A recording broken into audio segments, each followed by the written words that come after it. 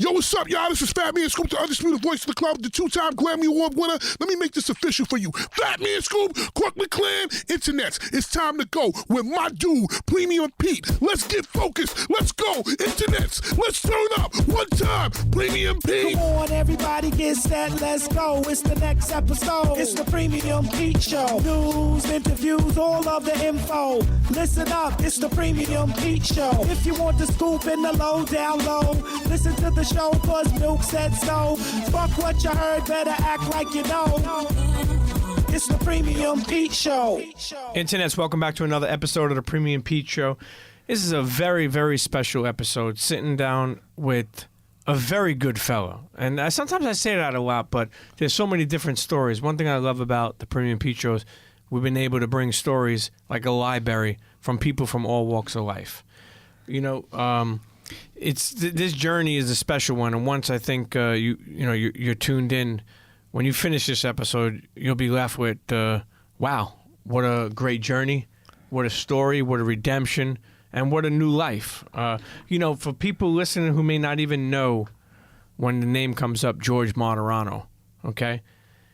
Well, the longest, or now you're not the longest anymore, right? But you were the longest serving first-time nonviolent offender in the Federal Bureau of Prisons, right? Yes, 32 plus years. I went away basically 31.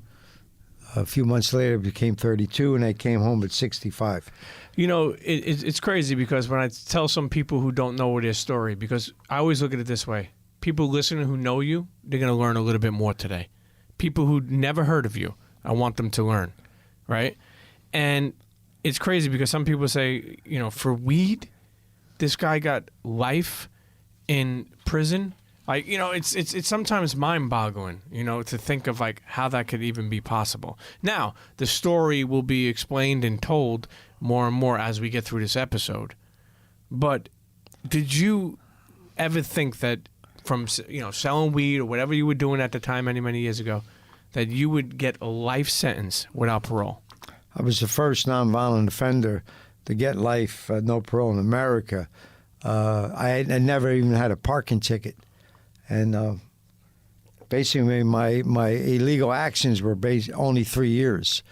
And again, I was the first person in America to get life, no parole. It's got all the father for a great book, a great movie. You had street double cross, you had courtroom double cross, you had attorneys that were crooked. I mean, it just was totally political and backroom antics, basically. But it took away my life. I've been traveling and speaking around the country since the short time I'm home, and a lot of now young legal minds want me to go litigate civilly what was done to me. And at first, when I first got home, I wouldn't consider it. But now I'm mentally playing with it. We'll see. Let's take people back. Before we even get into this episode, I definitely want... Hold on. Let me bring that down the drop. There we go. Right there. We're going to get this thing straight. We got a movie to tell right here. I live close to... I'm a Brooklyn kid, born and raised. I live close to Philly in an undisclosed location. And I frequent Philly a lot. And shouts to our good friend Mike and Chris from Suplex, who introduced me to you.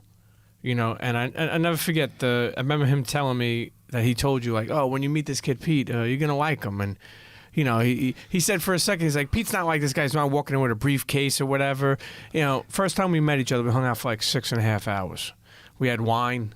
We had Branzino. And I met your sister. Is that her husband? Yeah, Mario. I helped them with their bags upstairs. Yeah. And you walked around South Street in Philadelphia. And I swear to God, I'm not saying this. Anybody who listens to me knows I'm a very honest person. I speak right from my heart, you were like the mayor of fucking Philly. I walked around everybody, hey, John, hey, George, John. Hey, George, hey, how are you? And it was special to see. It was special to see whether we went in to a bar or we just walked down the street. There was a lot of love for you. For people, let's take it all the way back. For people listening, like I said, who never heard of you, George Martorano, okay? were born in Philadelphia? Yes, I was born in Philly and then raised in Philly and the South Jersey shore because, my family, had businesses there and there. What type of business is that? Restaurant businesses, vending businesses. I worked all my life. When you say you worked all your life, meaning like your first job was... Well, I started working 8, 9 years old after school, right on At the to restaurant? adult. All kinds of businesses the family had. Maybe that's why I went to selling pot, because I was tired of working. And Now, what did Mom do? Was Mom a stay-at-home mom, or she was stay-at-home mom. she was born in Italy? Her parents were. And What about your in a pops? very ethnic neighborhood, David Runyon neighborhood. My dad. Your dad was born in Italy? No, his parents were. He was born here, and my dad. He started getting his respect at a young age. When I was 2 years old, there was my street I lived on was nicknamed Gunman's Row. Wow. 600 block of Fitzroy. It was Gunman's Row. They had cafes where a lot of businessmen in the 20s and 30s that had money owed to them, they would come down and hire gunmen. It was a standard thing. So I was raised on Gunman Row. Fast forward, I was only a 2-year-old, and there was one gunman. It was called Benny the Gimp.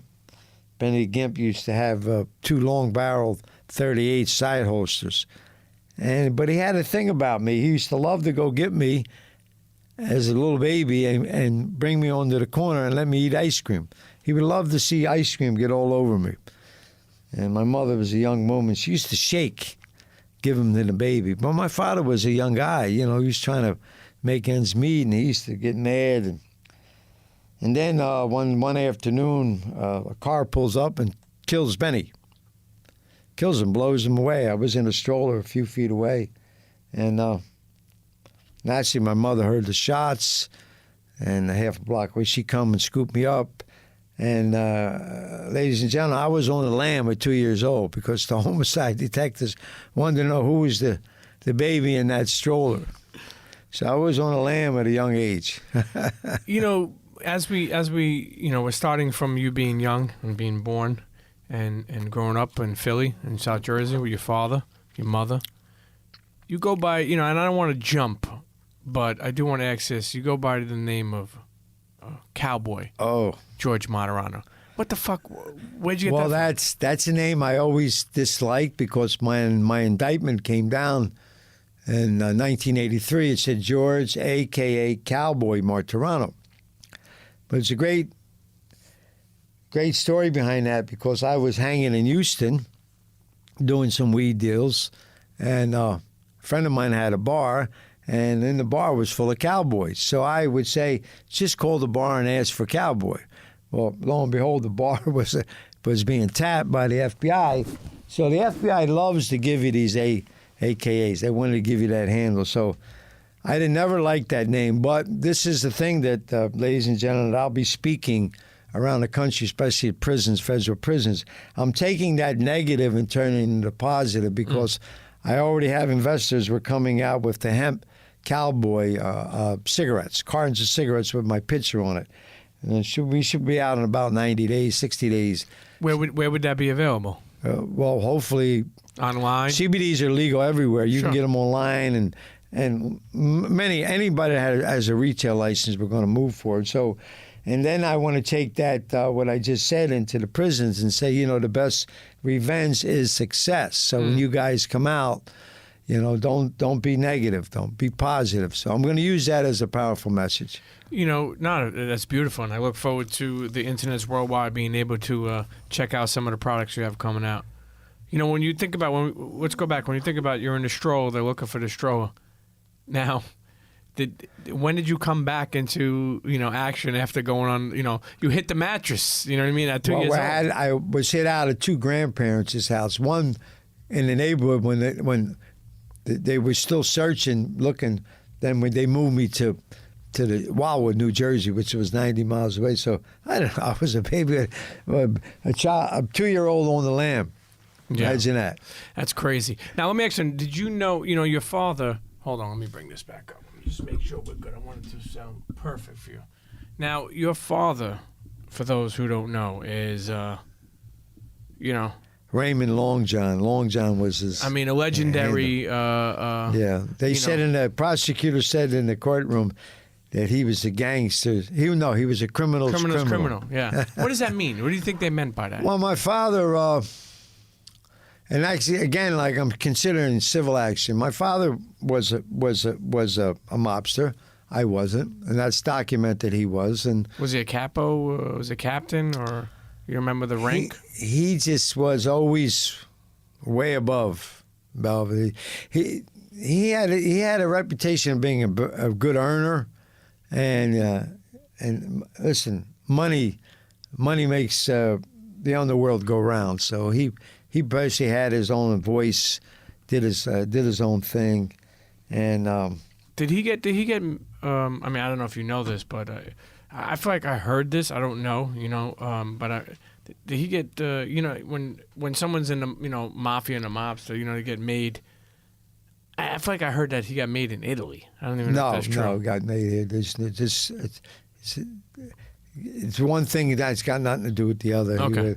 He was made. As a matter of fact, when an informant, a person turned informant and got I don't want to mention the informant's names on the air, and got the list of every made member in Philadelphia, 60-something names, and my father was on it. I wasn't, because if my name was on that list, Sure. I wouldn't be here sitting doing this show. You told me that before. You're not being released if your prison file, if your courtroom file actually then becomes your prison file. If you say you're a member of the Cosa Organized Nostra, crime, yeah. you're not getting nothing, because there's certain circumstances to be there. Look, you were an earner. You were a stand-up guy. You still are today, obviously. You could have been made. Why? And a lot of people. And I don't know. You're older than me, way older than me. When I grew up in Brooklyn, I remember, that was like people used to almost die for that. Yeah, but the old school mentality, which I believe in still today, if you had a family member that was with the mob, that was enough. Yeah, sure. A foolish person would want 6 people in his family, because then when the indictment comes down, the whole 6 go away. So, that was the old days when you lived all for the honesty, and not. People don't believe that. To be in the criminal world, you have to be more honest and straightforward than anything, especially no lies. No lies are accepted. So growing up and your father being, a mobster and being in the neighborhood, how was that going to school? What I mean? Did people know that your father was a mobster? Oh yeah. But I never flaunted it. I never abused people. It was that. Well, the ice cream guy is not here no more. What happened to him? You would just use it to help others, basically, especially the poor. People that had neighborhood guys didn't have much as you. You had to be there. You had to be there to help them. Now, did you have a good relationship with Pops growing up? Oh yeah, we were brothers. We weren't father and son. We were. What do you mean by that? Explain. We just hit it off. We know things had to be done, and that was it. Yeah. You're trying to survive. Do you recall any moments or memories that stick with you about Pops? Several. Take us through. One more profound quote that he stated. He said, an excuse might be the truth, but it's still an excuse. Mm. In other words, doing this show tonight, it was very, I had to be on my toes to get here. I mean, I couldn't Uber here or cab here. The first time you took the New York City train. The first time I took a subway train is to come here to the show. So if I come here, the show was supposed to be at 7:45 or 7. If I walked in at 8 o'clock and told the truth that I took an Uber and I got stuck in traffic, it might have been the truth, but it's still an excuse. I want to share that with a lot of young people out there. That's a very profound statement. Mm. Hey, listen, this guy's dropping gems already. MARTORANO is dropping gems. 31 books this fucking guy authored. You know, while you were away, again, sometimes I don't go in full order, so I'll bounce around. But when you were away, authored, correct me if I'm wrong, 31 books. I heard that you wrote more than 2 million words with a pen I and wrote paper. 2 million words freehand between books and scripts and short stories. It's two things are going to happen in prison. Either you're going to get busy with your mind and body, or you're going to deteriorate. So I had to fight deterioration by keeping extremely physically and mentally busy. I mean, I'm no superhero, superhuman. It was a job. It was basically it was a struggle at times. You had to, pull yourself up by your bootstraps and move on. Yeah. Even though you're not moving on, you had to move on mentally. I've seen so many guys fall by the wayside, so many. What do you mean by that? You mean in jail? Mind takes over, they give up. Commit suicide? Yeah, a lot of, I designed, I'm happy to say I was a participant in the design suicide program that is today, the companion program. You mean helping people? That's why this thing, I hate to bring up current news, but this thing in Epstein with MCC is totally not the rules, because I dealt with that for years. I was a suicide-trained companion, then I went to be a suicide coordinator to other companions for years. So some protocol was definitely wasn't policy what happened. What would you do when you're on that watch of suicide in prison? You would talk people down. Would they listen to you? Well, it was it's just that if someone's determined to take his life, he's going to do it. And if you try to meet them halfway, or they didn't, they have to live with someone trained in suicide companion. That's why I don't understand why he didn't have a cellie. This Epstein. So you have to be trained, and for years and years, I don't care how good you were trained, you had to do every 4 months. We had to do 8 hours update every 4 months, mandatory. You did a total of. Hold on, bring this closer to you. I just want to Right. show you that. Right. We're good, Georgie. Right. Is that good, Benson? You did a total of 31 years, right? 32 plus years. 32 plus. Was there ever a moment, I'm just, I don't know this, I'm just talking with you, but was there ever a moment where you felt like giving up? Never. Sometimes that's the question that's been asked for me from people in all kinds of professions. I mean, it's just.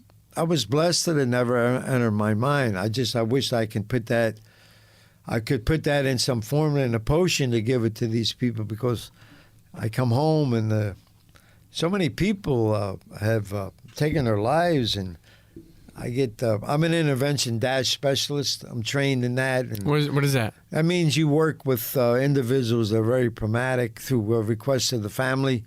You're not an individual specialist, but request from the individuals, usually from the family. So there's a lot that I do. I'm not going to go into what I do with individuals, but there's so much of that today. They just want to give up. And I did a whole series on loneliness. I think loneliness is a major deterrent factor in people's lives. It could lead to so many things. Loneliness can lead to alcohol, drugs, bad relations, abusive relationships, and even death. It's crazy too, because you did 32 plus years in prison. And we'll get into it very shortly, but the judge and that whole sentence was was funny and not handled well, obviously. You never wanted to give up. You kept an open mind, a good attitude. You could tell real quick. You're not like one of those people where you hate everyone. Like, these fucking guys put me here. This happened. How did you get through? Well, when I was designated to solitary, they kept bringing me bringing me to the most maximum security prison in Marion. I was in Marion, and that's how they would justify. I would come back to Marion for a few months and then back out again because Marion prisoners had to be kept. If your paperwork said Marion prisoners, you had to be kept in solitary. So they had a whole agenda to keep me in solitary, to try to make me break. They thought I had secrets of the Philly mob, which I didn't. And they just kept relentless, kept doing it and doing it. But when I would be at Marion, it was 370 of the worst prisons in America, 370. Majority of them had bodies in and out of prison. And out of 370, I was the only one non-parolable. Mm.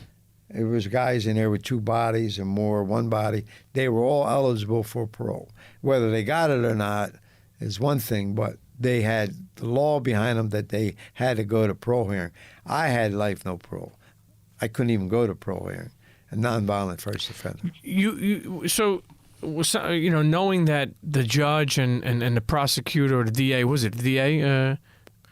Was the prosecutor? Was the prosecutor, the judge, right? Knowing that, that they were in cahoots with trying to find out information for you, or correct me again if I'm wrong, but I heard that the judge or something was connected to some of the other Philly guys or whatever, and they because of your father, they were trying to give a hard sentence. The judge was friendly with the Irish boss. He was the Irish boss who was killed. Yeah. And my father went to trial for that, was found guilty, but then it was tossed out.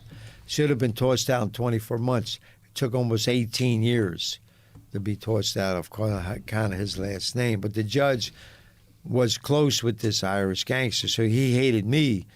He hated your father. Yeah, but and then he hated didn't have you? my father in front of him.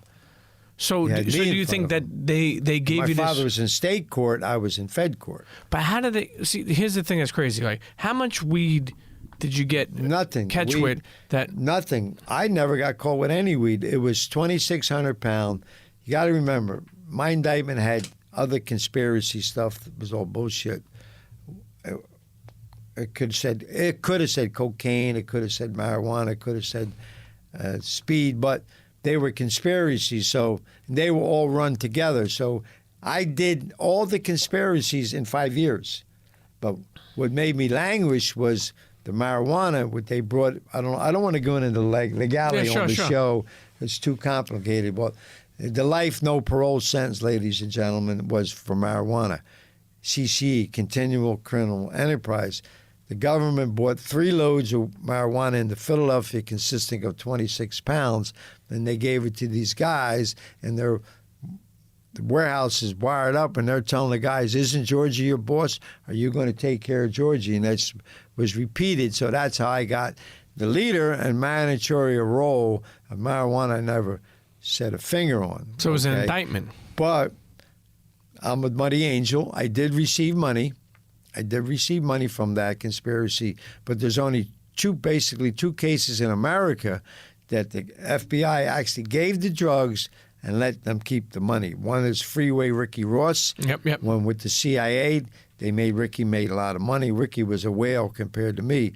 And he was making almost $1 million a day at one point. Yeah. Now I was, anyway, in my case, we were only 2 cases, but I was signed to target. Ricky was never signed to target. What does that mean, target? Target is capital letters. To become a target in America, the United States Attorney General, like Barr, now would have to sign it. There's only one person that can sign it. The United States Attorney General name was French under Reagan, and he signed me a target on the falsification. And that's why the prosecutor hated me, because the only shot he could have, he wanted to be another Giuliani, okay? And he hung his hat on my case.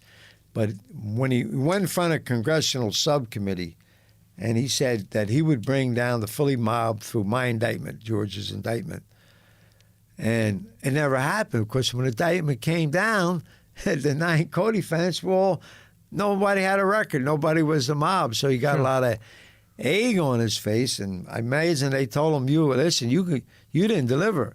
We gave you extra funding. When you're signed a target, you get extra funding. and you didn't do what she said. So the only recourse she had was to pressure me. I mean, inhumane things they did to me. Like what? Like the summer of 1985, they sent me to criminally insane unit in Springfield, Illinois. That's worse. That's worse time than you can imagine, because I was leg ironed. I still have problems with my left ankle to today. They leg iron you to the bunk, and my left ankle was leg ironed for the summer of '85. I only could reach the toilet and my food slot, and then they would come and they would handcuff me behind the back, and then they would come in the cell, take the leg irons to give me a little outside rec. So that was a rough summer, and I used to have everything's issued paper underwear, paper bedding. How do you wear paper underwear? And well, they do it because they don't want you to. You're in a criminal insane unit. Kill They yourself. don't want you to hang yourself. Ceilings are very high anyway, but How was paper underwear? Any good? no, it was so cold in there that I used to get toilet paper and actually mummify myself, wrap me like a mummy. So it was like a blanket, like a comforter? Yeah, you got to survive. You better find ways to survive. And then they put me through. There's a thing they used to do.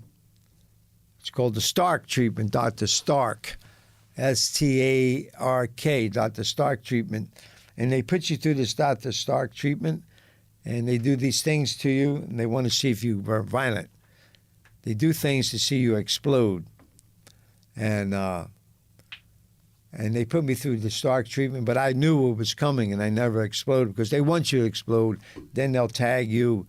Then they'll tag you violent, borderline, criminally insane, and then they can give you drugs that can literally kill you. They can inject you with liquid-based Polixin, which takes it's very thick. It takes your liver a hard time to break it down. Yeah. So I knew of this all by a lieutenant. An old mob guy was there. I don't know if you know Fat Tony Salerno. He's a legend in the city. Fat Tony Salerno sent a lieutenant to me in the middle of the night. I was only there the first night and says, they're going to give you the Stark treatment. Whatever you do, don't go off. Mm. And what they did to me was unbelievable. Like, take you out of the cell with leg irons and handcuff, put you in a cold shower for 2 hours, just running cold water on you for 2 hours. And then they would take you outside in the summer, it was the summer of '85, and leave you in blistering heat for hours. And they would bring me food in the middle of the night, maybe your food for the day, your breakfast, lunch, and dinner frozen, solid frozen. So they did these things to me, and then they would bring food again, 3 times steaming hot. So they wanted this, it was this whole program to see if you went off, and I didn't. And you never cracked? No, because I knew they were looking to kill me. Wait, did they outright tell you, like, hey, listen, if you give us some information, we'll let you go? Did they outright ask you that type of stuff? Like, at the sentencing, the judge was indicating it, and we looked at him like he was crazy. I mean, my lawyers, we said, what's he going? Where's he going? It's totally wrong what he's doing. Because prosecutor's supposed to get up and say, Your Honor, we have an agreement with him that he's going to assist the government. The prosecutor never even got up.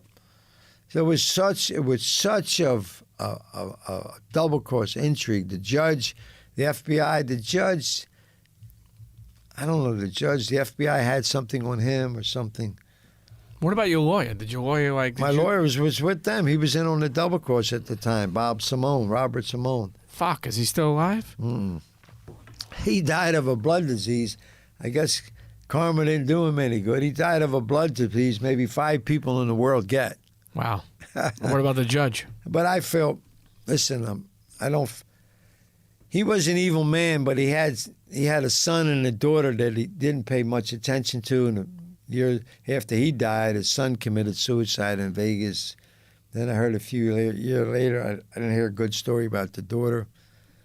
So when you become this evil person and you don't leave a good name for yourself, because I was in prison, but I'm trying to leave a good name for my daughter. So when you do these things, it hurts your children. When you do these evil acts and you think for money or this, eventually comes to hurt your children. You know, it's funny you say that because I at one, I didn't do 32 plus years. I did it a couple of years, many years ago, and my daughter was young, and I missed her first day of school. And I remember I was in the box, and I would get a letter from my niece, and she would make my daughter write a little something, or she'd write something about it. And I swear to God, man, I would cry like a baby. That was the only thing that kept me going at sometimes, I just felt like a failure. I felt like I couldn't get it right. I felt like a street kid that just didn't know how to turn it around. And you have a daughter. Yeah, my daughter, I have a daughter. I lost a son while I was away. I had to mourn him in a cell. It was very difficult. And just the day I found out he passed, I had to graduate a class of 25. It's a very stringent 18-month program. And my class of 25 needed this graduation because if you graduated this 18-month class, it was very bad penitentiary too, but it was a program unit called Bloody Beaumont, Texas. You were able to get transferred closer to home or use your documentation to go back to court. So it was a very important graduation. And I remember graduating that class with sunglasses on because I was crying. And the warden told me, no, you don't have to do it. I said, no. These guys played their part. I'm going to graduate them. How did your son pass away? Yeah. Motorcycle accident. Yeah. How old was he? 25. Yeah. About a good-looking kid you ever want to see. So, you come home like I've come home and you hear people's troubles, and I listen, but I know what troubles are. Yeah. As they give you the sentence, what was, for people listening again for the first time to this story that may not even know who you are and are learning now, like, were you shocked when they said life without parole? Like, were you fucking like, what the fuck is going on here? Never heard of it. No one heard of it. And they took you right there that day? Yeah. The whole courtroom was like emotions, like women were just, some of them were crying, who was almost passing out. It was never been done before in the city of Philadelphia, giving life no parole. How many years while you were in, and you tell me, did it ever get to a point where you got, I know this may sound crazy, but did you ever get to a point where you felt comfortable in your bed of all these years? Institutionalized. Well, yeah. not only institutionalized, but meaning like where you're like in the beginning. Like, I'll give you an example. I remember when I was away in the beginning, there was kids there like, "Fuck, man, it's Friday night. I got to get out." And I'm like, "Friday night? You got 10 years. You know how many Friday nights you got?" But after like a year or two, he started to what they call, I guess, bid or get. I seen cases where men were institutionalized. Not nice. I seen guys actually during their release they hide. Because they're scared to come home. They didn't want to go home. And then I seen guys, just one time in Lewisburg, I seen a guy wrap his arms and legs around the bars and refuse to leave. And guards were trying to pry him off the bars. And one lieutenant or captain came by and said, just leave him alone. Leave him alone. Everyone go on about your business. Leave him alone. When you were away and you were in the box, the warden would come by. I remember you said that. Is it their job to come by like twice or three times? They have to come by the whole, yeah. And I remember you telling me a story that he would come, and when you heard him coming, I got used to the warden's voice, I always used to say the basically same thing more than one warden. I don't have you back in my hole. It's that prosecutor's office in Philly. They never said prosecutor per se, and I used to hear him, and I used to drop down on the floor, and I'd be doing push-ups. I'd say 1,002, 1,003, and the warden would be looking at me. "Martorano, you're like that?" I says, "Yeah." And he says, "Remember, I told you I don't have you." I said, "Well, you tell that prosecutor to bring it," and I drop back down, and I say 1,005, 1,006. Because I know eventually through the pipeline, it's going to get back to them people in Philly and say, "Hey, this guy..." He's doing 1,000 push-ups a day. Meanwhile, you only did about 1,000. Yeah. I love it. I remember hearing something too on your case that the warden, or some wardens, would come to you and say, your fucking case is insane. I just went to Colorado with me and my wife, and we walked into a dispensary. Yeah. Do you remember them telling you? Yeah, well, every warden, every inmate that pulls up, it's the warden's staff. He's got AWs. You have to read, it's called your travel jacket, which is a basic paragraph. And they do a quick summary what they're going to do with you. And if they feel this has to be more of an in-depth decision on you, they put it on the warden's desk. And many wardens used to say, listen, I read your travel jacket. It doesn't make sense. Your sentence doesn't make sense. So, and I said, I'm doing the best I can to fight it. It's crazy to me that nobody tried to, and we'll get into it later on upon your release, but nobody tried to get you out and be a hero before that. Knowing that this case smelled funny, knowing that this case... well, President Obama said for him that he set the mood because he spoke publicly more than once that you cannot take the life away from a nonviolent first offender. You cannot do that as a country, as a nation. So he set the mood, and then eventually I fought my way out from him setting the mood. Shouts to Obama. Yeah. You know what? Let's take a quick break. We're sitting here with the one and only George Martorano. George, you don't like it, the Cowboy. But did you have any other nicknames? No, that was it. Georgie Boy? How about that? Georgie, well, my neighborhood used to call me Georgie because there was three Georges on a block. It was George, Georgie, and George Leak. Nice. So back then, there was no cell phones. Your mother hollered out the front door. Somebody hollered George, so if it was Georgie, I knew it was me. They howled for dinner time. I remember my mother's, I could hear her voice 2 blocks down calling me, telling me it's dinner time. Yeah. I never wanted to, you grew up in a neighborhood where I never wanted to come home. I didn't want to miss anything. Yeah. Yeah.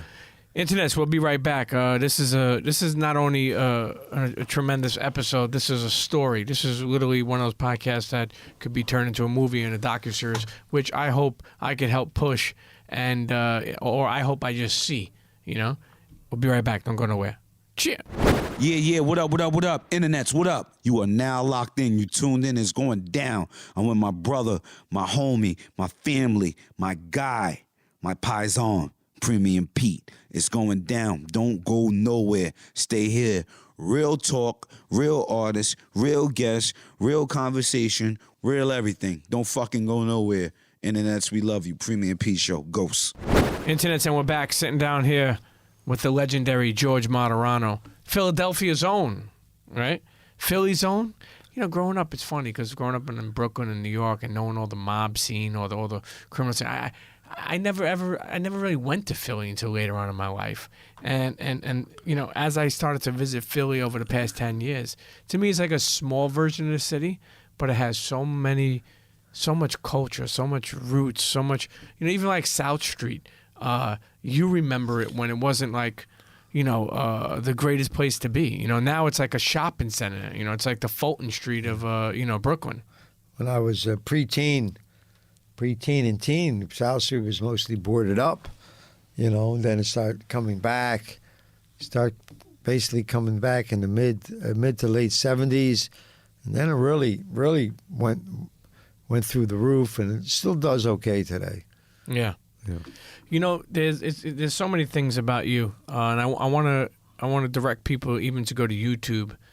There's a TED Talk you did, and we'll get into that in a second about how rare that is for someone of what you've been through to be there.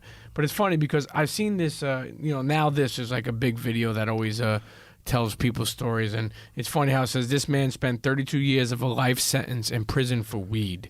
Now he just opened up a CBD cafe in Philadelphia.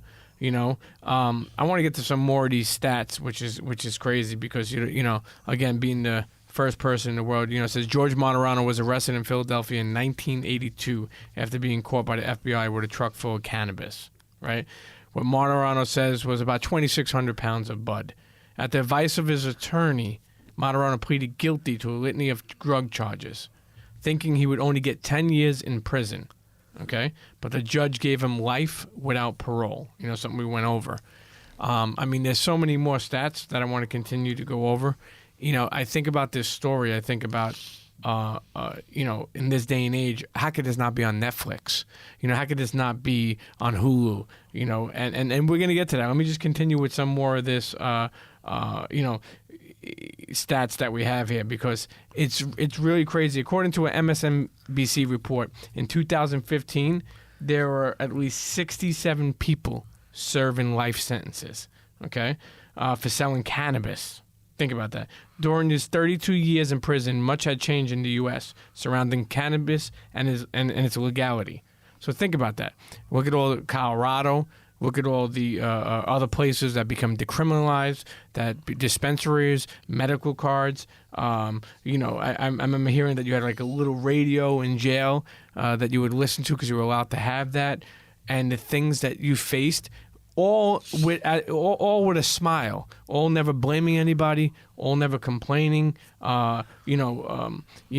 All with being respected by a lot of people. I mean, it's again, I bring up the point of like the warden saying that he just visited Colorado with his wife and went into a dispensary. I mean, the warden didn't say that he purchased anything, but he did say that he visited, and it's crazy that you would be away that long. Finally, after 32 appeals in as many years, MARTORANO was released at the age of 65 under the DOJ's Compassionate Release Program. And you just opened, and we'll go over that later, the Hip Hemp Cafe, a coffee shop and CBD boutique on South Street, off of South 7th Street, I believe. 7th Street, right before in Philadelphia. Philadelphia. When you hear me say those things, it's like I fucking narrated a fucking movie for you right there. If you get the Netflix, let them use my voice for a couple of things. Well, we're hoping we get there because there's a river stories connected to me. But no, but what do you think when you hear all that shit? Honestly, because George, listen, we don't know each other that long. I feel for a lot of the shit you went through. You're a stand-up guy. I mean that. You could tell when someone's aces. I'm not saying that it doesn't. You don't get any. Like, I'll be honest with you. I only did 3 years. Sometimes when I think of like being free and never going back, man, sometimes almost a tear comes to my eyes. Yeah. Like, fuck that. I'll never want to go through that shit again.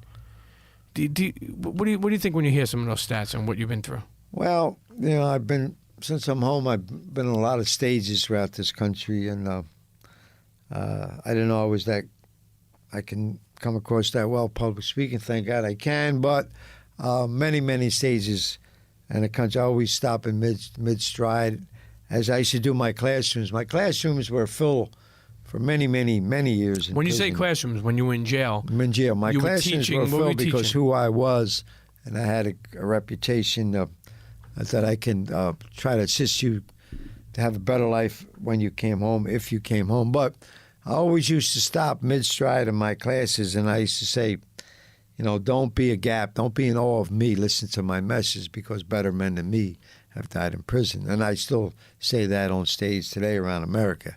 I mean, it's not about me. It's about my message, because better men than me and women. Everyone thinks prison is guys think. Not so. Women have suffered just as much as men. So better men and women have died in prison than I. We think about your prison history. You think about your TED Talk. I want to direct people to go to YouTube. TEDx Talk in the University of Pennsylvania. And explain how rare that is for people listening. First on internet, go on YouTube, check the TEDx Talks. I believe you were one of the first people to with your sentence to talk at Wharton. Was it Wharton? I believe I was prestigious college. I was the first prisoner from my type of background. I was a prisoner to speak at TEDx Talk, University of Penn at Annenberg Theater, and then I was, which I'm very proud of, was invited back to the Wharton School of Business to address the students there, and we did a film called "Live to Be Remembered," ED, Live to Be Remembered. You can Google that, and I'm very proud of that. Mm. And we're friends today. Some of them students today, we continue a friendship. Mm. It's a beautiful thing. I watched that and I could just feel the power. I remember he came out with the chains and threw him on the floor. Yeah. It's a powerful fucking video, man. Internet, make sure you go to YouTube and check out that TEDx Talk by George. As we move down in your journey of life, who would think that we're only at, say, 47 minutes that we're already documenting your life. Is that weird to hear all these things? Kind Because this is your life, man, that you've been living, man. Yeah, when you live it, it's just you lived it, you know. Did you want to be anything else, though? Meaning, like, did you want to be like, you worked in restaurants with the family, then you got into the weed business, whatever, Right. But did you want to be something else? Did you want to be like a fucking piano man or a fucking construction guy? Did you want to would you want any of that? It's difficult when your people always following. I was always a leader. I don't know why, I just evolved that way in life. So when you're a leader, you really don't have a want because you have to pay attention to the issue at hand. You have to pay attention who's following you. So believe me, they always say it's lonely at the top. Well, I believe that's true. It's an old saying. A lot of people who think of your father, the legend, Long John Martorano, they think about what an earner he was. How much money he... people say he had... again, I'm just talking. Correct me if I'm wrong. Me and you are friends. People would say that he had more money than the world. He was when the Forbes magazine back in the mid-'80s, 86, 87, they did Forbes magazine, the richest mobsters in America. There was 50 of them. I think my father was in the middle there somewhere. But, Did you know those other guys like Angelo Bruno or Nicky Scoffo? He was my godfather, Angelo Bruno's your godfather. Yeah, John Gotti was my cellie for 2 years. That's right. Tell us about that. How was that? Like you're in the cell. John was a very astute man. The books he read, people don't know, were amazing books. Just the books that he read, very very studious books. And John was, he's a legend. He was a living legend. He's a legend today. I lived with him for 2 years, 1 year in basically 22-hour lockup. Gentleman to the end, but he was a gangster's gangster. Did you ever get to see him face to face, or just through the walls? And no, we were in a cell together. For two really years. nice. Yeah, we were cellies. Now, he walked into you, or you were already in there already? I was already in there. He got indicted, and actually didn't make bail. And I just happened to be, we lived in a maximum security unit. You had the commission trial that was there. You had the Westies, the commission trial. And what did he say when he came up to you? Did he know who you are? Did he know your father? Yeah, he knew. Listen, he already had me. John was nobody's fool. He already had me checked out before he even got Sure. there. He did his homework on you. Yeah. He knew you were a good fella. Right. Now, Angelo Bruno's your godfather, right? What kind of man was Angelo? He was a very good man. Very good man. Family man. I mean, when people think of Philadelphia and they think of like gangsters or a mob, you always hear that name, Angelo Bruno, or you hear... Well, what happened to Philly, Philly wasn't a violent town for for 2 decades, and then it just exploded. It made news all around America. So much violence, a lot of killings. It was a town that was not used to it. And actually took my godfather's life, eventually took my father's life. So, the streets don't love you back. What about Scoffo? Did you know Nicky Scoffo? Were you cool with him? I knew him. He died in prison. I think some of his decisions could have been thought out more. All these years you're in prison. Probably at this time, maybe 22 years. George Martorano in prison. 2002 comes along, and correct me if I'm wrong with the dates, but your father was released, came home, and well, he came home in 1999. He got shot in 2002.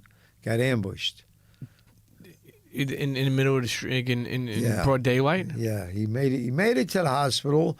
The surgery. They removed the 3 bullet wounds. Surgery was pretty successful, but while he was there, I think the second week he caught the staph, and that's what basically killed him. Where were you? I mean, obviously, what prison were you in? I was in the bad prison called Pollock, Louisiana at the time. And how did you find out? I got a call. About 9:30 in the morning. To the staff office. It was one of the attorneys, family attorneys, and I was told. He was alive when I was told. How did you go about like your day that day? Like, Well, the warden sent word to the cell block that if I needed to make extra calls, I could. The family was calling there, so because I was already, for decades I was a mentor educator, so I always had a good rapport with the staff in the right light. I worked with them, I wouldn't work for them.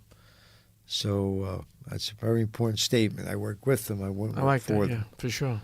I remember again during some research or just knowing, history over the years.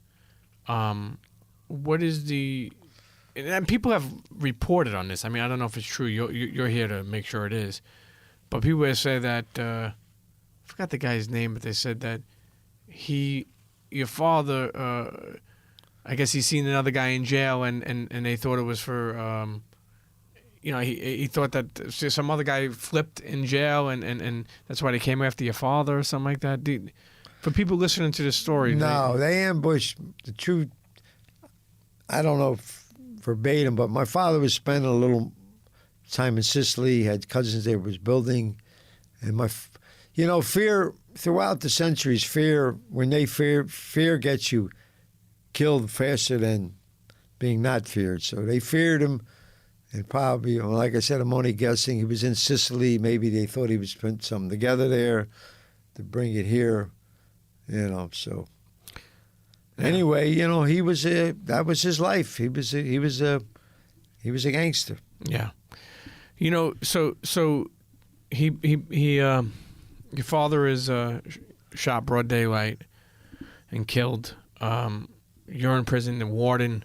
How did the COs treat you? Like, did the COs have any heart for you? You know what I mean? The old COs have been around, knew because I've been around, and treat you more than just. They would tell you this and just, leave this guy alone, whatever. I always ask things that I can do, not do, within the rules. So, phone. As you did 3 years. Phone calls are very important when there's tragedy at the house. Yeah. I heard that you did a eulogy for your father when he passed away. Yeah, I did a eulogy. The warden approved the eulogy. It was all set up with the funeral parlor, and it was, a very large gathering at the funeral parlor. I came live from the prison.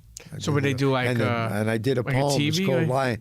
I wrote a poem called "Lions Love Last." I can't remember it verbatim right now, and it was published in a paper. From that eulogy. Lions love last. It's when you think about the journey, I know you told me before that, you didn't think of ever quitting and you just kept focused and, kept yourself and your composure. Did your wife or your, I don't know if my wife passed while you were away. 2000, yeah. Lost her to cancer, then my boy, then my dad. 3 years in a row. We call it a neighbor getting hit with the right hand. So Sure. I got hit with 3 right hands in a row. So here we go. We start getting to the point of, we spoke briefly about it before, but Obama pushes forward the statement of trying to get people out. Yeah, he said it more than 1 minute in speeches. How did you take us through the day that you knew somebody who's serving a life sentence without no parole is going to get out? I found out at October 12th at 7:30. My lawyers called the institution, and it just was a day I was busy with my classes, and I didn't get around to the phone till that night. And then I was told that the order was signed for my release, and I said, okay. When the order is signed after 4 o'clock on a Friday, you're not getting out till Monday. So the order was signed, so I knew I had the Monday. But wait. We can't jump over that. You knew when you didn't get chills down your back, you didn't. No, I said when I'm out because you're never out till you're out. What happened is I had 2 old timers. They were in their 80s they'd been procrastinating. There was a law that just came down, 2-point reduction, and I was trying to help these 2 old-timers with life sentences, and they were procrastinating getting me their paperwork so I can do their motion. So I really didn't have time to think about me because I had to scramble all Saturday and Sunday. I had to write the first draft. I had them typed up. I had to revise them. I had to make copies. I had to put them in envelopes, stamp. There's these two old guys. So I had to do that. And I finally got all that done. Wasn't even thinking about myself because I didn't want to leave them hanging. And then Monday morning, I knew I would probably be called up to leave in about 10. So I had to get up early and put their motions in the legal mailbox. And that's when it finally hit me. And I remember How did you feel like? I put the motions, and I was trying to get this done for these guys, and I just backed up against the wall, a little bit out of the way, and I just, wow, I'm leaving. I got a little teary-eyed, And but the funniest thing, I shouldn't call it funny. They're not funny. And I find out, I hang up the phone Friday night. I just found out after 32 plus years I'm going home. And I'm headed to my cell. And the guy says, George, they want you out front. The cell block. I said, who's that? He said, the gay community. So I go out there and I says, what's up? And it was just something happened in 2010. There was a lot of positive gay stuff in the media. I forget what it was. Maybe gay marriages just was ruled on or something. There was some positive stuff. So they wanted to have a gay day in the yard. And they wanted me to present it to the captain. Because I looked out for gays over the years in prison. I thought that they're doing their time, and if they wanted to hook up, that was their business. But sure. To be abused, I wouldn't let that happen. Not in my cell block. I don't believe in that. They're still a human being. But anyway, so I quickly try to get myself out of it. I said, well, listen, you got to write exactly what you want. Have it typed out, present it nicely, then I'll bring it. And I thought I wasn't going to see them anymore. I actually instructed a buddy of mine, when they do come back with it, you take care of it. But guess what? The next morning they came back. And never forget, Saturday morning I had to take what they wanted to the lieutenant's office. And a lot of lieutenants knew I was going. He said, George, what are you bothering with this? You're going home. I said, listen, just read it over. And if you decide to give it the okay, give it the okay. But at least I did my part. So I'm trying to say, ladies and gentlemen, I kept getting hit with things I couldn't think about myself to that early in the morning Monday. And what happens? They open. They. Well, no. Take us through that. Like it's the first. The whole place was whole place was anxious. The staff, the wardens. In order to get out of prison, your court order must go to Grand Prairie, Texas first. That is the hub for releases. So your paperwork has to go to Grand Prairie, Texas. From Grand Prairie, Texas, comes back to the institution, faxed. So it got to get faxed there from the court and fax. And sometimes those fax can go 2 hours, and sometimes them fax can go days. So the warden on a Friday always left. He was out of that institution by 1 o'clock. He said, George, because if we don't get you out by 4 o'clock, then we have to go into a whole different program to get you out by midnight. So they were all trying to expedite to get me out of there, all the staff. And my sister, 2 sisters, and my lawyer was waiting in the parking lot. And prison, ladies and gentlemen, even though you have a wall or a fence, you have these perimeter trucks, 24 hours a day, 7 days a week, 365 days a year. 2 perimeter trucks go around the prison. And the perimeter trucks are actually beeping their horns and giving the high sign. So the whole prison wanted me out. Matter of fact, the warden had to shut the prison down when I had to go from my cell block to the door. It's called R&D, receiving and departure. He didn't want 400 guys following me there. So it was a big day. No, you can't stop there, George. You get to the gate. Did they open the gate? What? They opened the gate. I refused. I mailed all my personal stuff home, but I refused to mail my writings. You want So to I take said, them I'm with you. not going out of this prison without my writings. So I had boxes and boxes of my writings. I don't know, 7, 8 boxes. So I just whirled the cart up to the parking lot. And once you come past that last gate, you're free. And my 2 sisters naturally wept. My lawyer, he's in awe. He's snapping pictures. Theodore Simon, great attorney, one of my attorneys. He's the one who got Amanda Knox out of Italy.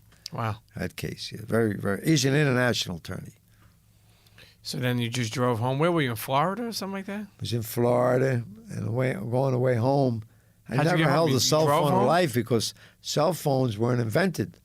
Wait, you were released. What year were you released? 2015. So there was an iPhone, right? I don't know. I had 2 phones going down the highway, talking to everybody in the world, people from all over the country. How did that feel, man? Felt annoying. I don't know how to use the damn phones. Did you stop and get something to eat on the highway? No, we went home. We had because I told the family I'm coming home Monday, so they were prepared with dinners and stuff like that. Let me ask you, not to get all personal, but you were away for 32 plus years. You know, you're an older guy, but you're still a guy. When you came home, were you able to sow your royal oats? I got around to that. All right. Actually, How did that feel? I used to be a nice-looking guy back then. You still are, man. You're a handsome fella. Anyway, it's a funny story, but hopefully in the book or movie. When I first got out, I had a little bit of a phobia. I wouldn't sleep inside, so my sister put a tent in the yard. Why is that? Why? I just wanted to be outside. I want to look at the stars. It's Florida, and I just want to look at. It's October. It's not that hot. I just want to sleep and look up at the stars. So after a few days, I said, "Well, it's time to go out." So I get dressed. I bought some clothes. I went downtown St. Pete, and I met someone, and I took her back. I said, "Your place or mine?" She said, "Oh, your place," because I lived that way. And I took her back, and it was a pretty blue tent. We had all these little lights around it. And naturally, she thought I was nuts because it was a nice house, and I'm living in a tent in the back. And well, anyway, she liked that tent. Did it feel the same way? Did you feel like you were born? I said this, and I only did 3 years, but I felt like a born-again virgin. Does that make sense or no? Well, I did the best I could with the little I had. Look, as we continue on with this journey, and you're home now, and you're in Florida. When did you make your way back to Philadelphia? Well, I had no intention to come back to Philly due to the fact that my cousin has the famous MARTORANO restaurant.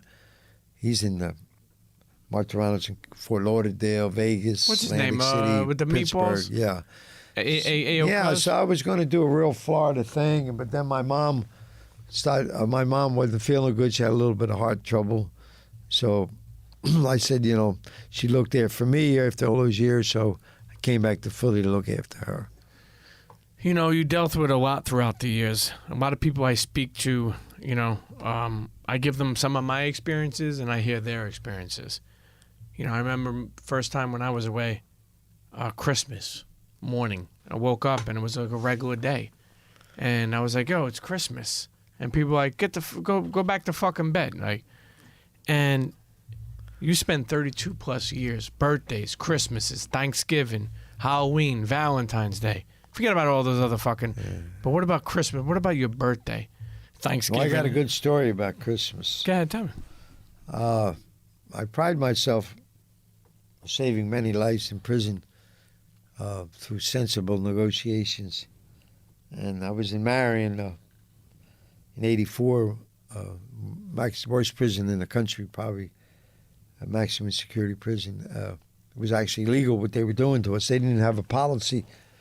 But this guy named Ray, he makes some hooch and gets himself a little drunk, and we're locked in, we're not coming out. And he hollers out, "Merry Christmas," very loud. There's 34 guys on the cell block. It just so happens that I find out that they're going to kill him for saying Merry Christmas. The two very tough gangs that had no problem taking your life. They were going to kill him. And I just couldn't see him kill him for saying Merry Christmas because these guys were so hardcore. And we're only allowed to buy 1 jar of peanut butter a week. Peanut butter is important when the food's not good. And at times it wasn't good. So you get 1 jar of peanut butter a week, it's important. So I negotiated his life for 12 jars of peanut butter. That's a true story. Really? And I told him next time, Ray, I got to go 12 weeks without no peanut butter. So you keep your mouth shut next time you get drunk. Speaking of that, being away for that long, I'm sure you're a good guy and you're not a move. But I'm sure people try to test you. You remember any fights in there they get into? I'd say, I guess, everyone has an angel. Some angel must have looked for me I went from solitary right to the worst prison in America, and that's where all the gang leaders were. Aryan Brotherhood, Mexican Mafia, you name it, bike gangs. The leaders were all there. And I got to know them, and I don't know how. I was telling them what's the best thing to do, not about their gangs, about life in general. And so when I left there, word was sent out throughout the Bureau of Prisons. People won't understand. Prison grapevine it's very precise. It can travel. It can get messages. It's the best way to say that. If I had 2 towers, high towers, 100-foot towers, and they were 100 yards apart, and I had one prisoner in one tower with a match, and 100 yards away, I had another prisoner with a cigarette, they would both smoke. So the intelligence they have in this American prison system. So the word just got out, and everywhere I went, and that's how. But I said, I used it. I used the prestige I had for good, not evil, which was very, very easy to do. I've seen guys take that and turn it into evil, but I refused to be evil. Were you, after 32 years, were you scared when you came home, to live regular life? I mean, you got iPhones. Oh, absolutely. You got fucking social media. Oh, yeah. You got shit that you never. Till today, I still have to run every morning. I run up or cold shower every morning, run just to get myself adjusted to the new day every morning. Cold shower and running. I don't care if it's 10 degrees. So just so thankful to keep going. Now, what about, so there's no parole? No, do you have a parole officer? Or? I had a parole for 3 years, but I got off early. I felt after, this is important, I wrote a 1-page letter. Because fortunate I know how to write a little bit. I wrote a 1-page letter explaining the truth to my attorney and basically saying it's been 35 years I've been living in fear. We're the only country in the world that keeps a living person, a human being, in fear. You're in fear for 30, from prison to paper. It's inhumane. We in our zoos we don't have that situation. Animals are looked at where they have to live with the right environment. So I wrote this beautiful letter, and the last thing I said, if you care about me, you would show this till you have to show it. I didn't say show it to the prosecutor, show it to the judge. Anyway, he walked it into the judge with the prosecutors, and the judge read it, and I was off for probation 2 days later. For 35 years, I was cut with their claws in me. What country does that? Who does that? Now, when you spoke about, is that something that you're taking up further? You spoke about like a civil suit or something like that? Is that? Well, some young legal minds have, after they looked into the stories, we could bring civil action, what they did to you. Because once my prosecutor, he did so much evil, once he retired, I don't know how he did it. He left an FBI agent in place that went 12 years over his retirement, and his main objective was make sure I die in jail. So they did so much evil in my case that they didn't want me out. So much evil. You know, back to your father. When you were growing up, what was, I know you mentioned about memories, but what was some of the stuff? Like, how was Christmas in your household? Like, you know what I mean? Oh, I Do you- had good tradition family, good family. I had 3 sisters. It was always about the girls, you know. What was Pop's, do you remember like something he bought you for Christmas? Do you remember, was he somebody who was, would outlandish with his money? Or No, he was very. I worked. You had to work. The girls were okay. We didn't spoil them, but I worked. Yeah. Everything. You know, when even back then, when you think about when you were getting into weed and getting into that business, you know, what was your first love that you fell in? Did you like weed, or you just selling it because? No, I love weed because for me, I was at Woodstock. Yeah. I was at Woodstock, and I think all teens, preteens, and teens go through a mental anguish, and have to find a way out. Some people find it through sports. A good friend, the right girlfriend. I smoked weed, and things didn't bother me. Yeah. How different is the weed today versus? Wow. Did you like it? Well, actually, that's Wow. the thing. We spoke about the first time you sold your Royal Oats when you came home after 32 years. What about the first time you ever smoked weed again? Well, I took a stance on that when you get out, you had to report to your probation in 42 hours. So I reported to the probation office in Florida and federal probation office, and I went with my attorney because my attorney hung out down there. I says, I want you to come. I laid a sort of like, didn't lay a trap, but I just told them, my attorney was in shock. I said, listen, right here and now, if you're going to give me piss tests, I put my hands on the table, said, cuff me up, take me back. I didn't tell them that I was going to smoke weed. But after 32 plus years, and I didn't get high in prison because if you get one infraction, it would have lost all my credibility from my classes. And I used to graduate 400 students every season of the year, so I had to be above board. So after all those years, and you think I wasn't going to get high when I came out and smoke some weed, so I said, if you're going to piss me, put me back. And she got up from the desk and went somewhere and came back and said, no, we're not going to. She went and talked to somebody. I told him, put me back. Do you remember the first time you smoked? Wow, man. I must have been A joint? the next day, took a couple of hits, and I ran 12 miles. Really?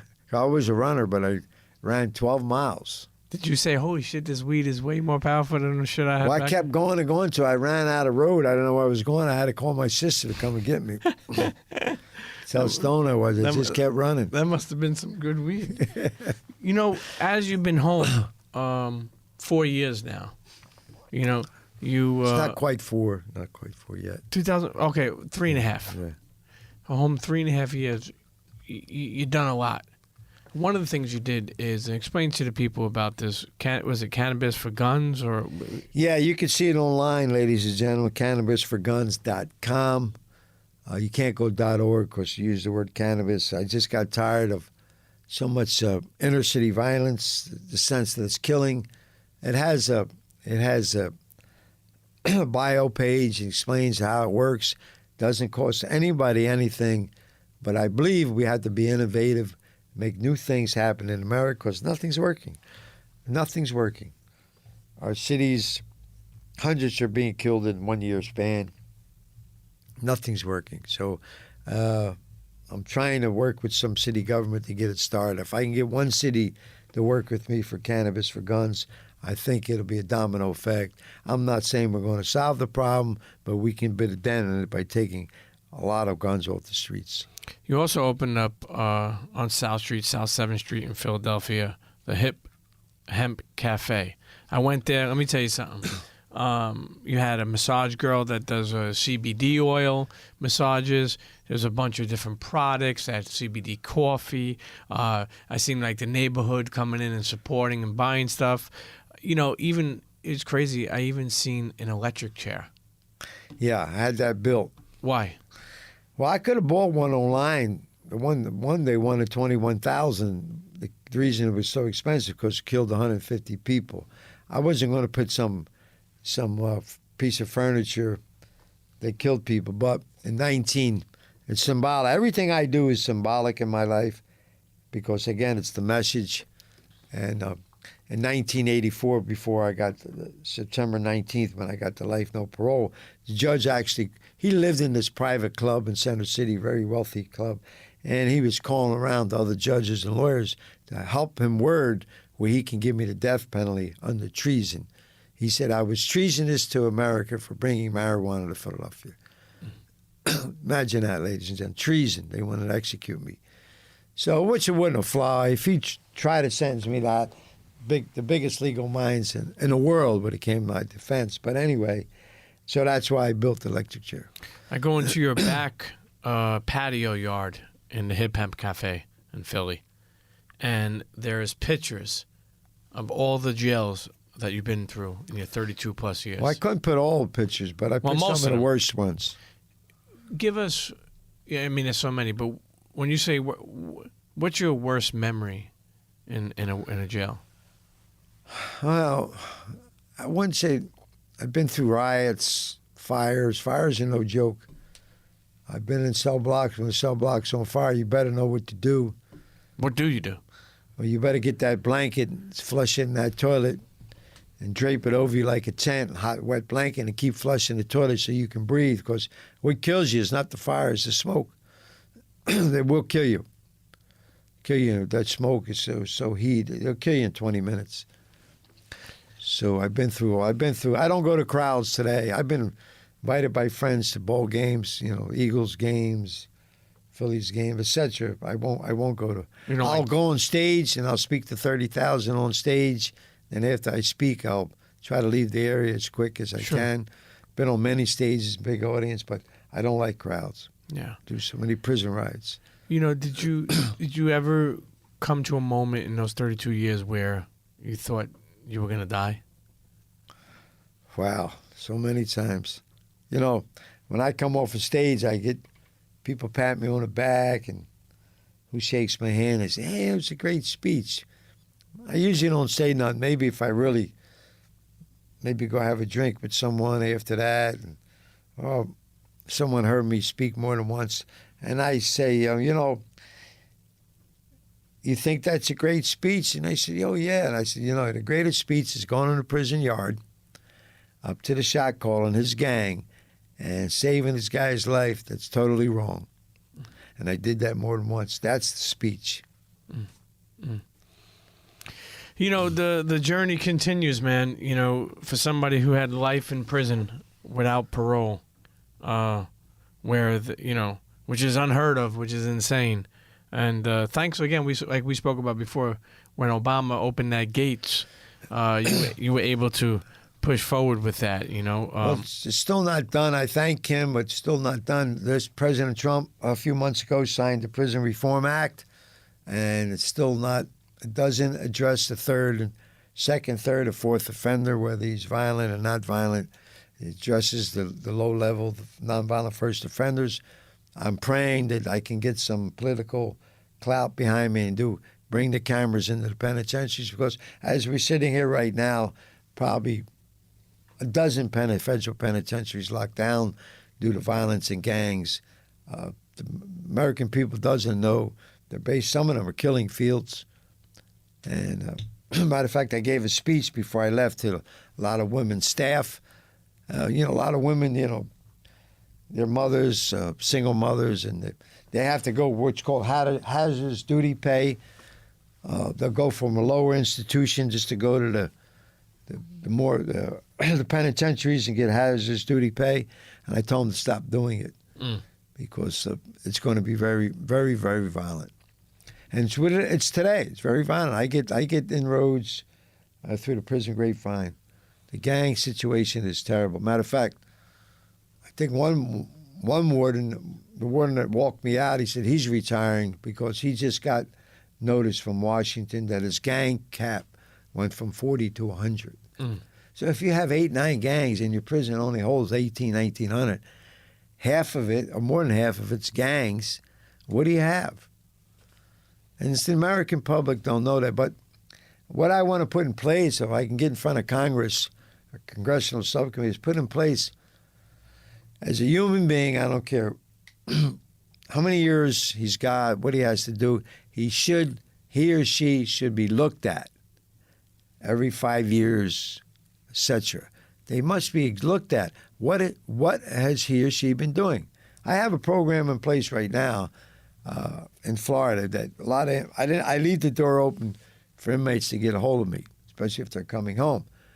But How do they do that? 7 out of 10 after they reach out for me, I don't hear from them no more because I reply back, my standard reply back, and I'm very stringent on it. I want to see your progress report. I want to see what you've been doing. I want to see your program. I want to see your conduct. Because I'm not going to get behind you if you've been screwing up, you've been dealing drugs, you stabbed 2 guys, you've been in the hole for years. But if I see you've been programming, you have educated yourself, then I put the little bit of connections I had behind you and try to help. Let me ask you something. For somebody who got life in prison without parole for fucking selling weed, longest and first time a non-violent offender, why the fuck do you want to help so many people? Well, you have to. Like I said, I was at the worst places, and I looked in men's eyes that were beasts. And 2 things are going to happen when you're in the places. You could put your two index fingers up, your left and then your right. And your left is your beast and right is your better. There's no in between. Either you're going to become beast or better. And there's nothing more profound to an individual's thought to look in the eyes of a beast, of a human beast. So I seen more than once, and I said, I'm not going to be like that. When it's all said and done, what do you want the George MARTORANO legacy to be? I would just want it to be messages, or however we can get across through my branding, my everyday life. Hopefully the books will start to get back out there. Maybe through Peter, you'll produce a show. Why not? And 31 fucking books. We have to use it to help others. I mean, stories are great. Stories are great. Robin Hood's great. Yeah. Okay. But, How hard is it to publish a book behind bars? Very hard. Very How hard. the fuck did you do it? I'm the first inmate ever was locked up and shipped twice for publishing. I published an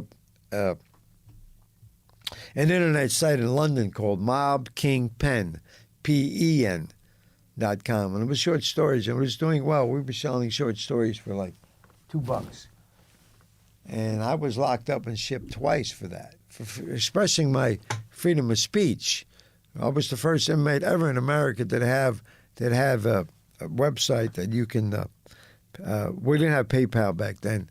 You just mail in, whether $2. Like a money order or something, yeah? And we downloaded too. And I got locked up and shipped twice. And finally, one attorney out of Maryland actually physically went to the Bureau of Prisons and said, enough's enough. Enough's enough. It's freedom of speech. And he's not writing about security. I'm not writing anything about how to escape from prison. It was just good stories. Fiction. But I was punished for that.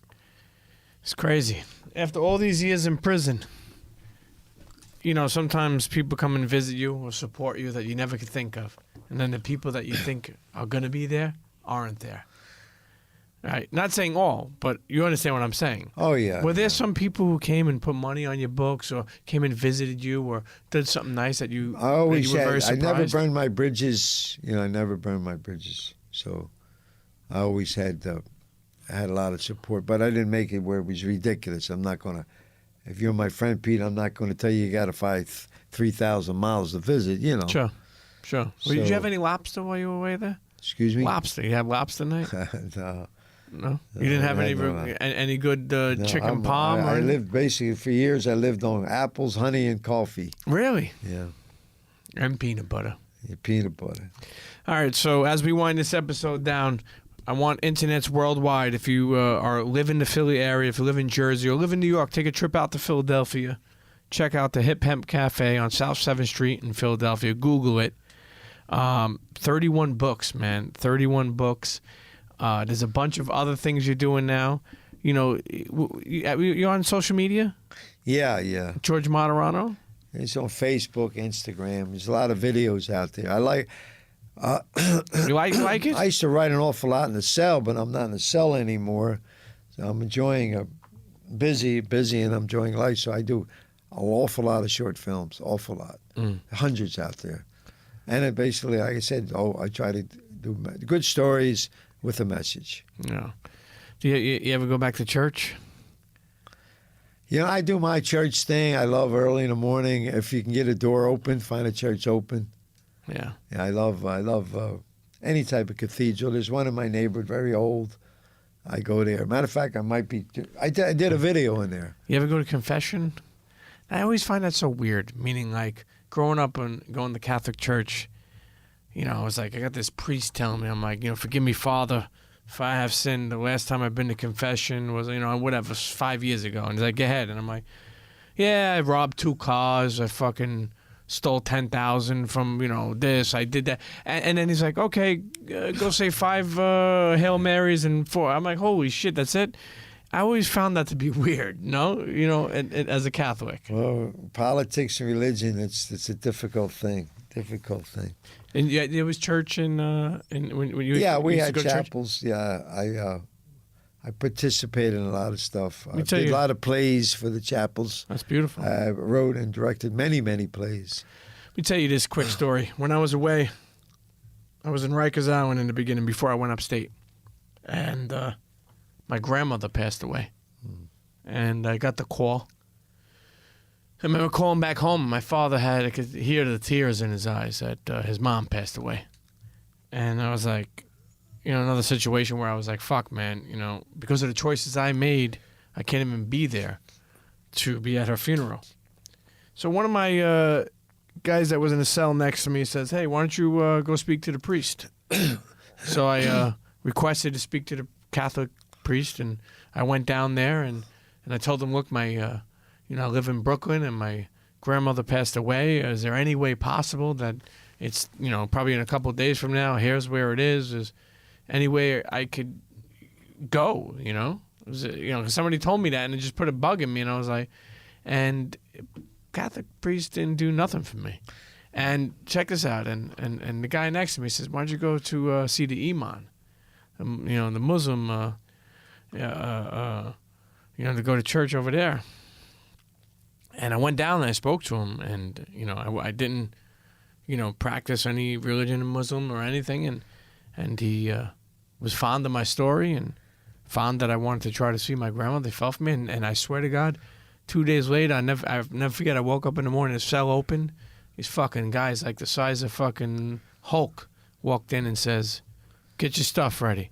And I swear to God, I'll never forget that moment, because all the kids I was away with, who gave me a Lacoste shirt, who gave me a flight jacket, who had cologne, and they all got me ready.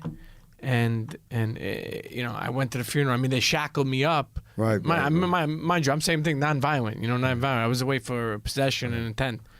And I got to see my grandmother. Yeah. What year was that? 2002, maybe. You're lucky. You had a good warden. The warden had to prove that. You had a good warden. Yeah. The warden had to prove that. Yeah. It was an experience. It was an experience to say Well, the actually, least. the Bureau of Prisons took you to Marshals. I was in a van. I don't know. I was in a. Was it Marshals or Guards? I don't know.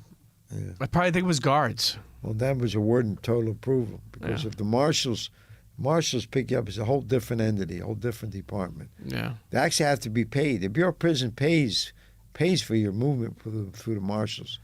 Yeah, you know, I never forget, they rushed to get me there early because they didn't want people to see, because they brought me in the funeral parlor and I was shackled from head to from arms to legs to chain, and I'll never forget, they take when we left, the funeral parlor was full, so there was 3 people. And I come from a big Italian family. My aunt came over, gave me a hug. They came over, said, "Don't hug like that," because they didn't know what I was, transporting or giving. And then they had to hold the door closed when I left, so then they could shackle me back up and then bring me onto the van. Well, you're lucky. You had a good warden. Yeah. Hey, listen, nothing towards like what you had to go through, but I just figured I'd share that with you. Yeah. Internet. So let me tell you something, George. I mean this not only from somebody who admires you, your history, what you've been through is a fucking movie. I mean that. I hope to see this as a doc series. I hope to see. I hope I'm just one of a piece of the puzzle to help spread the word on this story. Well, let's hope it happens, because the more successful you are, the more jobs you create. Sure. So hopefully we'll have a couple hundred people working behind my stories and messages. Actually, one last thing. Is it true Con Air is based off the time you prevented the hijacking of a prison plane? No, the movie came out before, but I actually lived through and did the heroic deed for Con Air in 2010, August of 2010. What happened? Well, lo and behold, I'm sound asleep, and I feel some movement around my feet. We're all chained in the back of a plane, and it's a prison transport. And I looked down, and I thought I saw a pen, writing pen, and I looked a little more, and I'd seen it was a speed handcuff key. A speed handcuff key is about 3 inches long with a rubber grip, and lets you out of your leg irons and handcuffs quickly. They're speed keys. And I looked down, and a couple buddies of mine, one was from New York and one was from Philly. There was 12 of us in all in the back. And he said, "They've been fishing around your bottom of your seat." I said, "Who?" And he says, "There was Somalian pirates in the back. They didn't understand English. They just..." And I'm saying to myself, the plane, what's a plane, 40 yards long? 30 yards? I says, of all the seats, this has to be under my seat. Fuck. Because I know protocol, you're not coming out of leg irons and handcuffs and a prison transport over the air. It's not happening. You will be killed. The marshals, you have 3 armed marshals. There's 9 marshals. 3 of them are armed. Expert shots with laser beams. Anybody holding a handcuff key, or possibly near a handcuff key, is going to be killed. You're not coming out of chains in a prison transport. So I knew this. And I figured, here's my appeal. Not only that, I'm going to lose my appeal, probably get killed. And they're trying to get the key, and I'm fighting them. Almost broke my right wrist. And it was just terrible. Finally, I got a hold of it now. Once I got a hold of it, what do you do with it? You say to Marshall, here's your key. I'm going to be dead in about 3 to 6 seconds. They will kill you. Oh. So I got it, and I tossed it, and it just landed perfect where they couldn't get it. The guys behind me landed perfect in a groove, and that's when I told the marshal, get your key. And wow, what happened? More panic. They grabbed me, hauled me up to the front of the plane, okay, and isolated me, and I knew that was coming. I figured, let me just stop what's going to become saving all our lives, because all 12 of us would have been killed instantly. Because we just happened to be past that little pocket in the back of the plane where where they served the food, and we had a little pocket back there. So anyway, plane lands, FBI, I ain't saying nothing. I figured they're going to sort it out. And I get whisked away to some jail in Oklahoma, thrown in the hole. In about 2-3 days, the FBI came, and they knew the whole story. And and I said, well, can I have documentation that I saved the day? and it took me 4 years to get the documentation. Wow. And that was one of the deciding factors upon my release. The judge saw that documentation. But it had to be a legal document. It couldn't be my story. How did they know your story, though? There was one lieutenant that in the Bureau of Prisons that I knew for a lot of years, and I just told him the story. And he was relentless to get those documents. Wow. 4 years took to get the document. That was one of the stories are endless, man. The stories are endless, especially you with the riots and saving people's lives.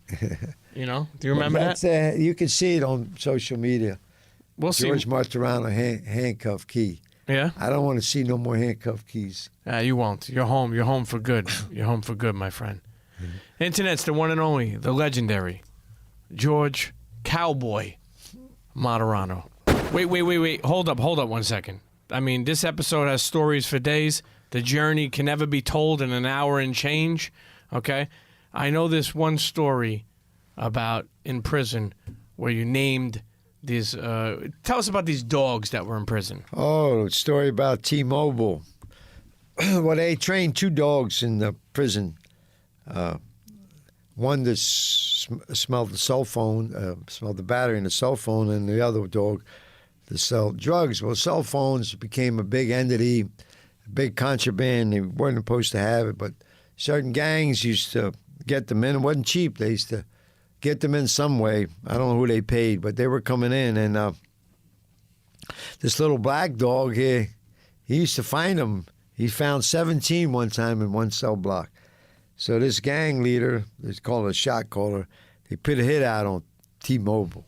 And I felt personally responsible because the name was cool in the beginning.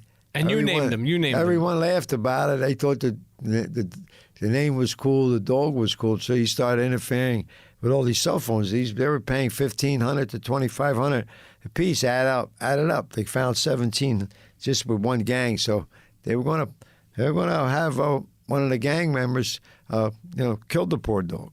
I don't even want to describe how we done to a lot of pet owners, but it wouldn't been nothing nice. So, and since I named him, I just couldn't let that happen. And I went over and talked to the shot caller and negotiated. And anyway, I saved T-Mobile's life. So the dog lived because you talked him down. Yeah, but then I went to the warden and I didn't tell him the story. And I said, I think T-Mobile, get him out of here. It's enough. And I just looked him in the eyes. I think he understood. They said T-Mobile probably went to another jail. So since you named him T-Mobile, everyone in the prison would call him T-Mobile? Yeah, everyone thought it was cool, right? Until he started finding all the cell phones. So when they all turned on toward T-Mobile. So when you say they were going to put a hit on him, were they just going to go stab him or something like that? Yeah, they probably something very, very violent. That poor dog didn't even know his life was on the line. All right, T-Mobile. Well, listen, shouts to T-Mobile, not even the company, the dog. What type of dog was it? He was a mixed dog. Probably had some retriever in him, you know. It wasn't a big dog. It was a small dog, but black. I remember, very, very like raven black fur. So T-Mobile. And you know what? One last thing, too. I remember you saying the streets... I forgot the exact word you said. Streets don't love you back. Streets don't love you back because... Well, incidentally, about Streets Don't Love You Back is a friend of mine that did time, Rob Boyd and his wife. They started an organization in Cincinnati. Now they're very big in Arizona. Matter of fact, he's starting his own FM show, The Streets Don't Love You Back. Very proud of that. Rob is a person. He wrote a book about it. And he's doing very well in helping change people's lives. Throughout your time and your journey, one thing I will say is that, you